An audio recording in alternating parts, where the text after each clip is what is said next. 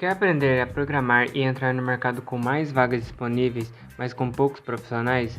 E melhor ainda, poder trabalhar de casa e ganhar em dólar? Confere o link na descrição.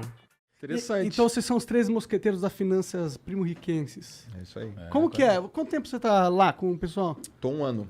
E como que você chegou nesse rolê? Cara, eu conheço o Thiago desde 2017. A gente, se conheceu num evento. A gente foi palestrar no TEDx Santos. E aí eu fui palestrar, ele também, a gente se conheceu lá. Eu trabalhava... Cara, eu era CLT, cara, na época. Eu trabalhava num projeto social do Neymar. Ah, da hora. Lá na Praia Grande, Instituto Projeto Neymar Júnior. Foi muito legal a experiência. Mas eu, uma vontade tremenda de empreender. Venho do esporte, né? Tive uma carreira como nadador muito boa. E encontrei o Thiago numa palestra, a gente se conheceu lá, palestramos, rolou uma sinergia violenta. Aí, 2 dias depois, eu morava em Santos, ele falou, cara, sobe aqui para Sampa, né? Porque quem mora em Santos sobe para São Paulo, que eu vou apresentar uma ideia aqui, ver se você topa. E era o Código da Riqueza. Nossa, lembra disso, cara? Lembra disso, Faz velho? tempo, cara. Um projetaço aí pra gente entender o que tinha por detrás da mentalidade das pessoas milionárias e Pô, bilionárias. mas calma aí, você tá pulando fase, mano. Uai. Contar no momento que a gente se conheceu, cara. Não, mas é legal você ter Deixa eu contar a essa tua parte impressão aí. que foi, Vai, essa foi parte, irada. cara. Foi assim, ó. Eu nunca tinha falado muito no palco, sabe? Há um tempo atrás. E aí eu fui dar uma das minhas primeiras palestras e foi num TEDx. Manja, aquele evento legal. E aí nesse evento, eu lembro que eu palestrei cedinho. E aí a gente foi almoçar depois, os palestrantes. E aí tinha um cara na mesa que não tinha palestrado ainda. Que era esse cara aqui. E aí, todo mundo pediu, era um bar em Santos, a gente pediu cerveja, pediu, sei lá, parmegiana, pediu um monte de coisa. E aí, esse cara aqui pegou e pediu uma salada, mano. Aí todo mundo olhou, eu falei, por que você pediu uma salada, cara? Aí ele falou, não, cara, é porque eu ainda não palestrei, então eu tenho que manter o foco. Eu falei, caraca, o cara tem que manter... Que loucura esse negócio, né? Eu nunca tinha ouvido um negócio desse, né? Comida tira o foco, cara? Como assim, cara? Não, que o tipo de comida que a galera tava comendo ia deixar os caras preguiçosão. Pesadão, né? mas Pesadão. total. Depois se eu como um hambúrguerzão, fico Muito, sono. velho. E aí, o que aconteceu? Aí eu falei, nossa, que negócio diferente. Ele comeu a saladinha, todo mundo se divertindo, não sei o que lá. E aí ele falou, vou palestrar logo depois do almoço. Eu ia voltar de táxi antes, eu falei, eu vou ficar aqui para te assistir. Aí eu fiquei para assistir ele. Só que o meu táxi chegou antes, ele estava entrando no palco, o meu táxi ficou meio que esperando, eu fiquei assistindo do fundo do salão, e com a portinha semi-aberta, ele palestrando. E o TED são palestras de mais ou menos 15 minutos.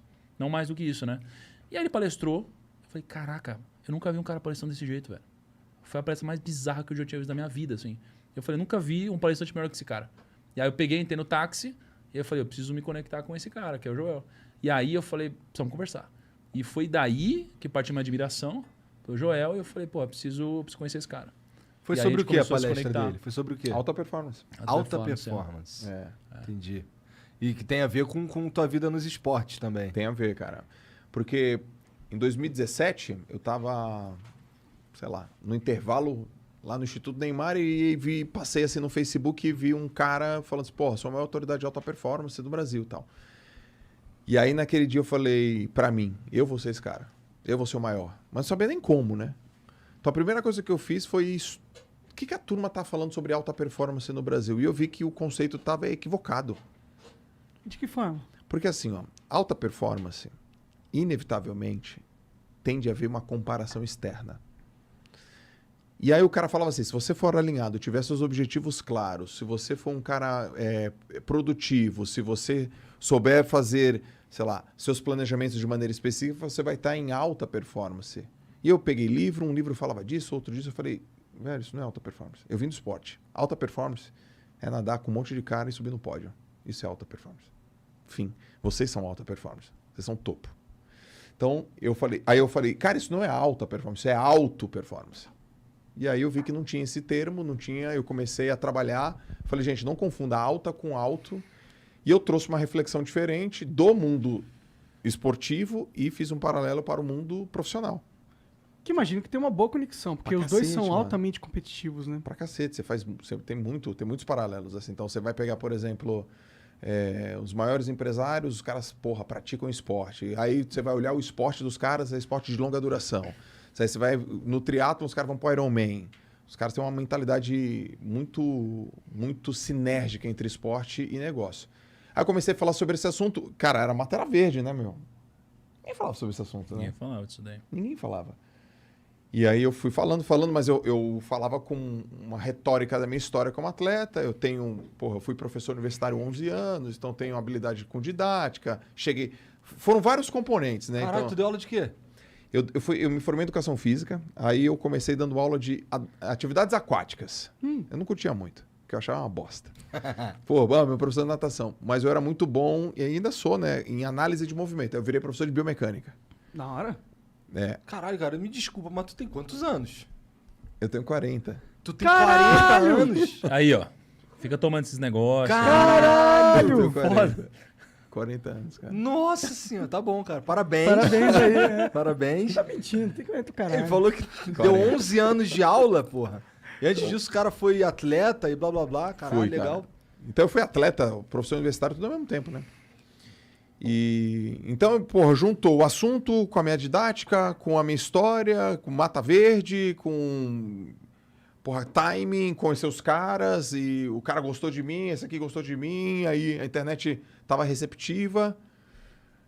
E foi assim que a gente se conheceu. Então a gente tem uma amizade desde 2017, que foi quando eu conheci o Bruno também. Pelo Thiago. É. Eu fui gravar com o Thiago uma vez na Corretora Rico. Na verdade, nem era contigo, era só um dia de gravação que a gente esbarrou lá.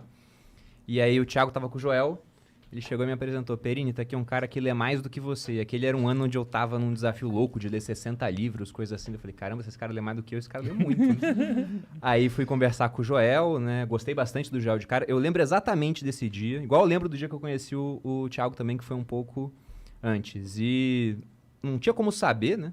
Que 3 anos depois, mais ou menos isso. 4 anos, né? 4 anos depois, a gente ia virar sócio. Mas foi bem bacana. Conheci o Jovem, que era um cara diferenciado. Com o Thiago foi a mesma coisa. E tu tava nesse mundo por quê? Por causa da minha esposa. Ela começou a usar a rede social falando de alimentação, de estilo de vida. E ela cresceu muito rápido. Em 6 meses, ela bateu o que eu achei um número irreal na época. E hoje as pessoas acham que é pequeno, né? Ela bateu 100 mil inscritos no YouTube. Bom. E eu pensei, caramba, 100 mil Do pessoas. nada, sem ajuda, é incrível, cara. Exatamente. E eu comecei a pensar, e se eu fizer a mesma coisa no nicho de finanças? Aham. Porque na época, quem tinha era o Thiago com uns 300 mil inscritos. A Natália Arcuri tinha um pouco mais do que isso, e tinha o Serbase, que é muito antigo, aí vários livros, mas você não tinha tantos nomes quanto existem hoje.